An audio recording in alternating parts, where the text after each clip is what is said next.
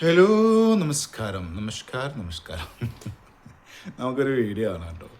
മുസ്ലിങ്ങൾ ഭരതനാട്യം പഠിക്കരുതെന്നും ഹിന്ദുക്കൾ ഒപ്പനയിൽ പങ്കെടുക്കരുതെന്നും പറഞ്ഞ് കുഴപ്പമുണ്ടാക്കാൻ ശ്രമിക്കുന്നത് നാം കണ്ടതാണ്. നമ്മുടെ രാജ്യത്ത് കുട്ടികളുടെ ക്രിസ്മസ് കരോളിന് നേരെ പോലും ആക്രമണം നടത്തുന്നത് നാം കണ്ടു. 12ാം ക്ലാസ്സിലെയും 12ാം ക്ലാസ്സിലെയും പുസ്തകങ്ങൾ വരും വർഷങ്ങളിൽ പരിഷ്കരിക്കും. കുട്ടികൾ പഠിക്കേണ്ട ചരിത്ര ശാസ്ത്ര ഭാഗങ്ങൾ കേന്ദ്ര വിദ്യാഭ്യാസ മന്ത്രാലയത്തിന്റെ നേതൃത്വത്തിൽ വെട്ടിമാറ്റിയപ്പോൾ ആ ഭാഗങ്ങൾ ഉൾപ്പെടുത്തി ബദൽ പാഠപുസ്തകങ്ങൾ തയ്യാറാക്കി കുട്ടികളെ പഠിപ്പിച്ച ഏക സംസ്ഥാനം കേരളമാണെന്ന് ഞാൻ പറയുവാൻ ആഗ്രഹിക്കുകയാണ്. കുട്ടികളുടെ പരിപാടി നടക്കുന്ന സ്ഥലത്ത് സംസാരിക്കുന്ന ഒരു വിഷയമാണ്, രാഷ്ട്രീയമാണ് അവിടെയും എടുത്തിടുന്നത്. കുട്ടികളുടെ കാര്യങ്ങളോ കുട്ടികൾക്ക് വേണ്ടിയോ അല്ലെങ്കിൽ കുട്ടികളെ ചിന്തിപ്പിക്കാവുന്ന എന്തെങ്കിലുമോ ഒന്നും പറയാൻ ശ്രമിക്കാതെ പറയുമ്പോൾ ഇവിടെയാണ് സുരേഷ് ഗോപി എന്ന നടനും അല്ലെങ്കിൽ MP ഒക്കെ വ്യത്യസ്തനാകുന്നത്, അല്ലേ? സുരേഷ് ഗോപിയോട് ചില കാര്യങ്ങളിൽ വിയോജിപ്പുള്ള ഒരാൾ തന്നെയാണ് ഞാൻ. ചില എന്താ പറയുക, ഒരു രാജാവ് ആറ്റിറ്റ്യൂഡ് ഒക്കെ ഉള്ള ഒരാൾ ചില സമയങ്ങളിൽ നമുക്ക് വിയോജിപ്പൊക്കെ ഉണ്ടായിട്ടുണ്ട്, ഇല്ല എന്ന് പറയുന്നില്ല.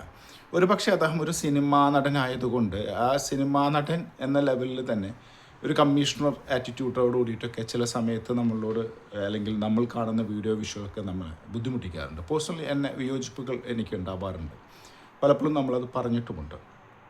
ഇവിടെയാണ് സുരേഷ് ഗോപി വ്യത്യസ്തനാകുന്നത്, അല്ലേ? ശരി ചെയ്തു കഴിഞ്ഞാൽ നമ്മൾ അംഗീകരിക്കുക തന്നെ വേണം, കൈയടിക്കുക തന്നെ വേണം, അല്ലേ? അത് സുരേഷ് ഗോപി ആവട്ടെ മറ്റാരും ആവട്ടെ. ഇവിടെ കുട്ടികളോട് കമ്മ്യൂണിക്കേറ്റ് ചെയ്യുകയാണ് ചെയ്തത്. ഇവർ നേരത്തെ 2 പേരും പറഞ്ഞ കാര്യങ്ങൾക്ക് അദ്ദേഹത്തിന് മറുപടി പറയാൻ അറിയാതെയല്ല, പക്ഷേ അദ്ദേഹത്തിന് ബോധമുണ്ടായിരുന്നു, അല്ലെങ്കിൽ ബോധമുണ്ട്, തിരിച്ചറിവുണ്ട്. ഇവിടെയാണ് വിദ്യാഭ്യാസം എന്നതിലെ വിദ്യയും ആഭാസവും എന്താണെന്നുള്ളൊരു തിരിച്ചറിവ് ഉണ്ടാവുന്നത്. അദ്ദേഹത്തിന് കൈയടിക്കാതെ വയ്യ, അദ്ദേഹത്തിൻ്റെ കുട്ടികളുമായിട്ട് കമ്മ്യൂണിക്കേറ്റ് ചെയ്യുന്ന രീതികളോട് അദ്ദേഹത്തെ അംഗീകരിക്കാതെ വയ്യ. കാണാം നമുക്കൊന്ന്.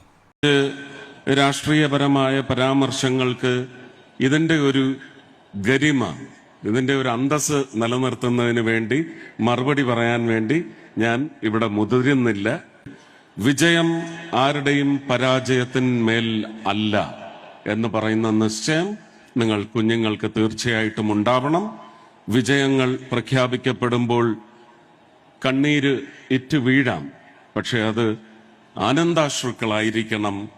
അത് ലഭിക്കാത്തതിൻ്റെ പേരിൽ സങ്കടക്കണ്ണീരായി ഒരിക്കലും ഒഴുക്കരുത് എന്ന് പറയുന്ന ഒരു വലിയ ജ്യേഷ്ഠന്റെ എന്ത് മനോഹരമായിട്ടാണ് അദ്ദേഹം സംസാരിച്ചത്, അല്ലേ? ശരിയല്ലേ പറയുന്നത്, അല്ലേ? ഒന്ന് ആലോചിച്ച് നോക്കൂ, എന്ത് രംഗബോധത്തോടു കൂടിയാണ് അദ്ദേഹം ആ കുട്ടികളുമായി സംവദിക്കുന്നത്, അല്ലേ? മുൻപിലിരിക്കുന്നത് വിദ്യാർത്ഥികളാണ് എന്നുള്ള ബോധം അദ്ദേഹത്തിനുണ്ട്.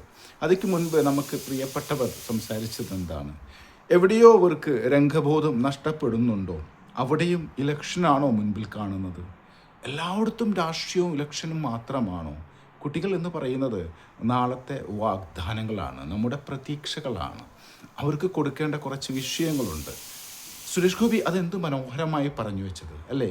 കൂടുതൽ അപ്പീലുകളില്ലാത്ത അല്ലെങ്കിൽ തോൽവി അറിയുമ്പോൾ തളരാത്ത കുട്ടികളാവട്ടെ എന്ന് പറഞ്ഞു എന്ത് പ്രചോദനമാണ് അദ്ദേഹം ചെയ്യുന്നത്, അല്ലേ?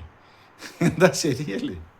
ഇത് പറയുമ്പോൾ നിങ്ങൾ കുറച്ച് പേര് തന്നെ വന്ന് അടിയിൽ ചീത്ത വിളിക്കും, കുഴപ്പമില്ല, ഇരുന്ന് ചിന്തിക്കാൻ നിങ്ങൾക്കും മനസ്സിലാവും.